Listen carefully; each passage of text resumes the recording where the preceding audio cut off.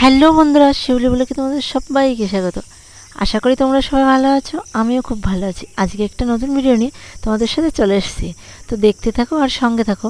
সকালবেলা ঘুম থেকে উঠে দেখি হালকা বৃষ্টি হয়েছে। রাত্রেবেলা আমি বুঝতে পেরেছিলাম, কিন্তু হালকা হালকা হাওয়াও হচ্ছিল। আর আম পেকে গেছে, পাকারও সময় হয়ে গেছে, তো আর দেরি কিসের। দেখো, গাছ থেকে পড়েছে একদম গাছ পাকা আম। তো আমি ভাবলাম তোমাদের সাথে একটু শেয়ার করি। অনেকগুলো আম পড়ে গেছে, যেহেতু এই গাছ পাকা আম। আর গাছ থেকে কদিন ধরে ভাবছি যে পারবো করে, আর পাড়াই হচ্ছে না। সময়ের একটু অভাব হচ্ছে এই কারণে হচ্ছে পাড়া হচ্ছে না। তো যাই হোক, আজকে যখন পড়ে গেছে তো আর নিচে রেখে তো কোনো লাভ নেই, তো নিতেই হবে। তো হাতে ধরছিল না, প্রথম ভেবেছিলাম 4-5টা আম হবে। দেখো, 4-5টা করতে করতে কিন্তু অনেকগুলো পাকা আম, একদম গাছ পাকা। খেতে বেশ টেস্টি হবে। আর এই গাছের আমগুলো জানো তো, প্রচণ্ড ভালো। মানে একটু টক, হালকা একটু মানে টক আর একটু মিষ্টি, মানে এরকম টক মিষ্টি মিলে না, একদম জমে যায় খেতে। সত্যি কথা বলতে কি, খুবই ভালো। আমাদের বাড়ির আম গাছগুলো, মানে আমগুলো খুবই ভালো। তার মধ্যে এটা মানে একটা গাছের আম।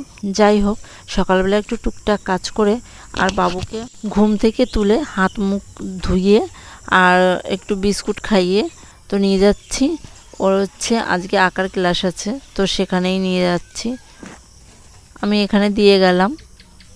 তারপর বাড়ি গেছিলাম, 6টা থেকে ওর ক্লাস ছিল, 8টা পর্যন্ত হয়। তো আমি মাঝখানে বাড়ি গিয়ে ওকে দিয়ে বাড়ি গিয়ে একটু টুকটাক কাজ করে তারপর বাড়িতে আবার ওকে আনতে গেছিলাম। তা ও আমার বাবার বাড়িতে, মানে ওর মামা বাড়িতে থেকে গেছে। আর এদিকে দেখো, বাড়িতে এসে দেখি যে চাদু সোনা আর হলো ওর মা বসে বসে গল্প করছে। তো যাই হোক, আর ওর মা যে কার সঙ্গে গল্প করছে দেখো, আমার যা ঘরের জানলা দিয়ে। এটা হচ্ছে একটা দিদির ছেলে। আর এদিকে হচ্ছে মা, এর মধ্যে মাছ এসেছিলো, চিংড়ি মাছ রেখেছে আর একটা কী মাছ রেখেছে। কিন্তু দুঃখের বিষয়, চিংড়ি মাছটা আমার খুব পছন্দ হতো, তো আমি এখন খেতে পারি না। এখন কি কোনো দিনই খেতে পারতাম না, আর অ্যালার্জি আছে আমার। তারপর হচ্ছে খাওয়া দাওয়ার পরে দুপুরবেলা স্নান করার আগে একটু পাকা আম কেটে দিয়েছিলাম 4টে মতো। তা মা খেয়েছে আর মানে আমার ননদ খেয়েছে। তারপর হচ্ছে আমি খেয়ে বসে পড়লাম। এই কিছু শাড়ি আছে, নতুন শাড়ি, তো তার ব্লাউজ পিস কেটে আমি আঁচলগুলো সেলাই করব। তো এটা এই পাশেরটা ছিল আমার ছোটো ননদের, আর এই লালটা আর ওই পেস্ট কালারেরটা আমার ছিল। আরও দুটো আছে। এই নতুন শাড়িগুলোর আঁচলগুলো ভাবছি সেলাই করে নিই। তো আমার সেলাই করা কমপ্লিট হয়ে গেছে, আর এটা লাস্ট। কিন্তু এই শাড়ির কালারটা সবাই বলছে খুব সুন্দর হবে। তো সত্যি কথা বলতে কি, এইসব কালার কিন্তু আমার মোটামুটি ভালোই লাগে। আর এটার আঁচল ছিল লাল কালারের, আর ব্লাউজের পিসটা একই কালার ছিল, মানে লাল কালারের একই ডিজাইনের ছিল। তো দেখো, আমি সেলাই করে নিয়েছি।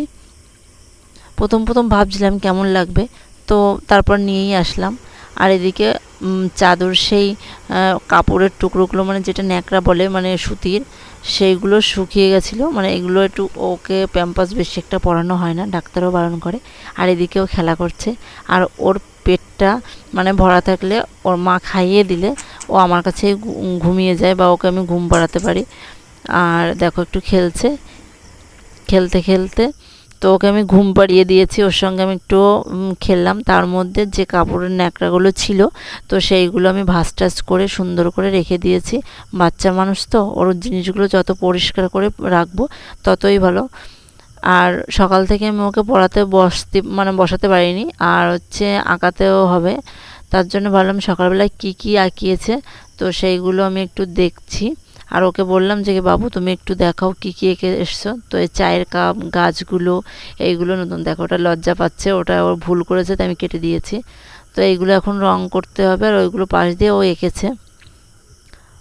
এই যে এটা আঁকলো, মানে পাশ দিয়ে আগে বর্ডার দিয়ে দিয়েছে, কারণ কি ওর রঙটা একটু এদিক ওদিক ছড়িয়ে ছিটিয়ে যায়।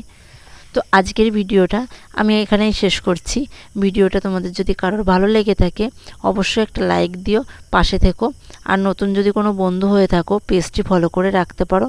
আর কেউ যদি আমার ইউটিউবে দেখে থাকো, তো সাবস্ক্রাইব করে দিও। দেখা হবে অন্য কোনো সময় অন্য কোনো ভিডিওতে। টাটা।